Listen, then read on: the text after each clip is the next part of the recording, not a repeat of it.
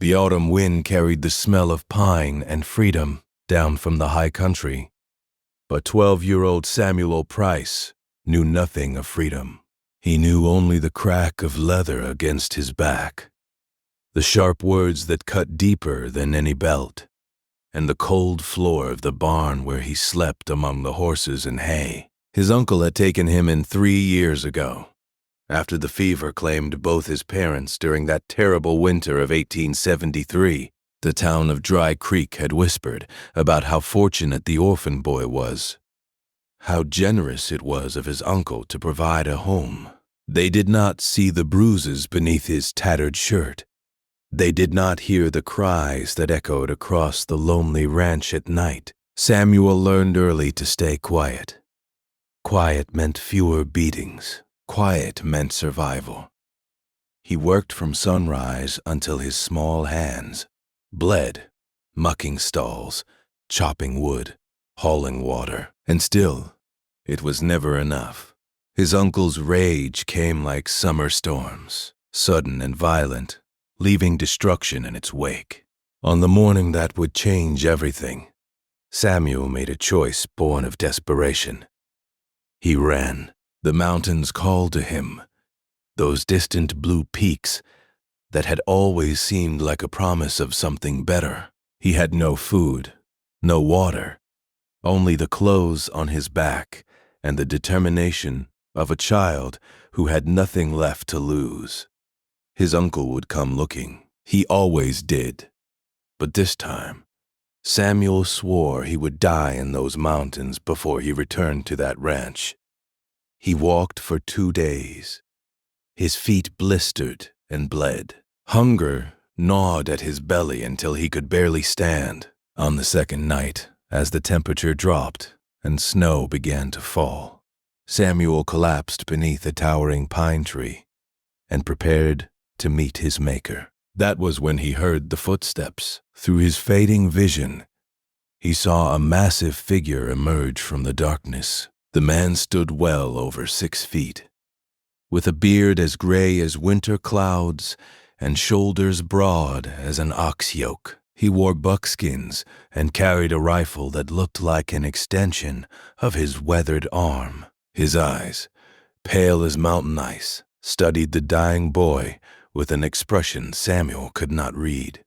The man said nothing. He simply knelt, wrapped Samuel in a warm buffalo hide, and lifted him as though he weighed nothing at all. Samuel tried to speak, to thank him, or beg for mercy, but darkness claimed him before words could form. When Samuel awoke, he found himself in a small cabin that smelled of wood smoke and curing meat. A fire crackled in the stone hearth, casting dancing shadows across log walls decorated with pelts and drying herbs. The man sat in a chair by the fire, working a piece of leather with patient hands.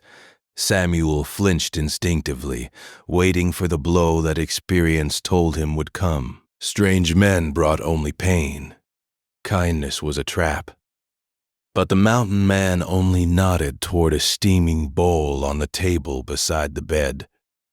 "Eat," he said, his voice rough from disuse. "You need strength." Days passed. The man never raised his hand. He never raised his voice.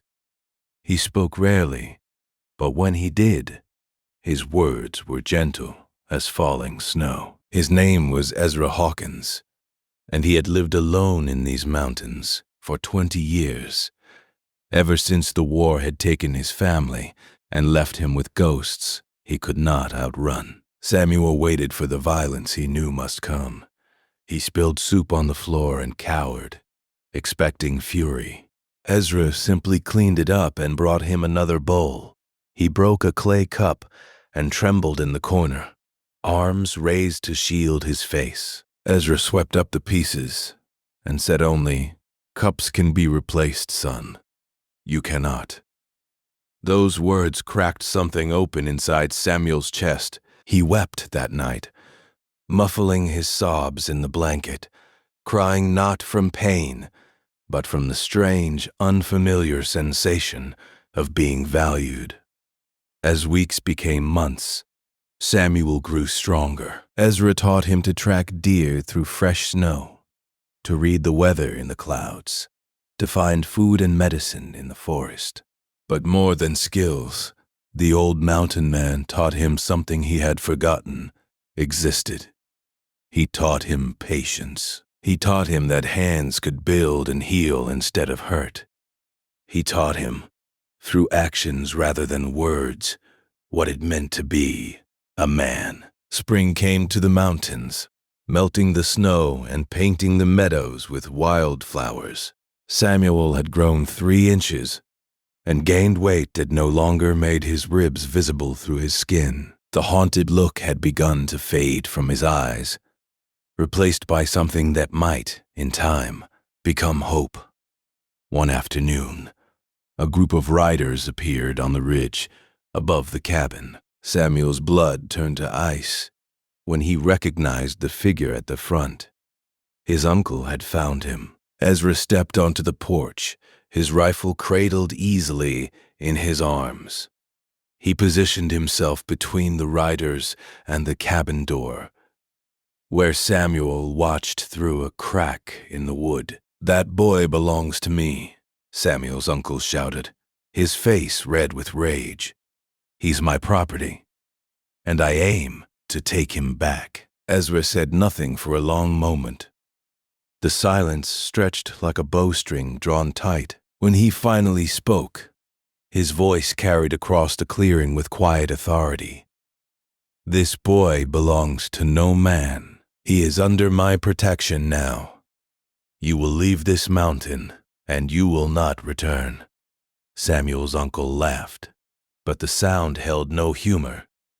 "One old man against 4 armed riders? You would die for some orphan brat?"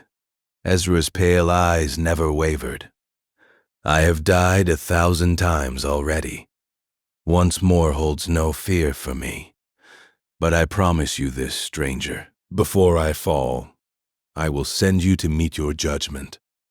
And I suspect the Almighty has harsh words waiting for a man who beats children." Something in Ezra's voice, or perhaps the steadiness of his aim, convinced Samuel's uncle of the truth in those words. After a long, tense moment, he turned his horse and led his men back down the mountain.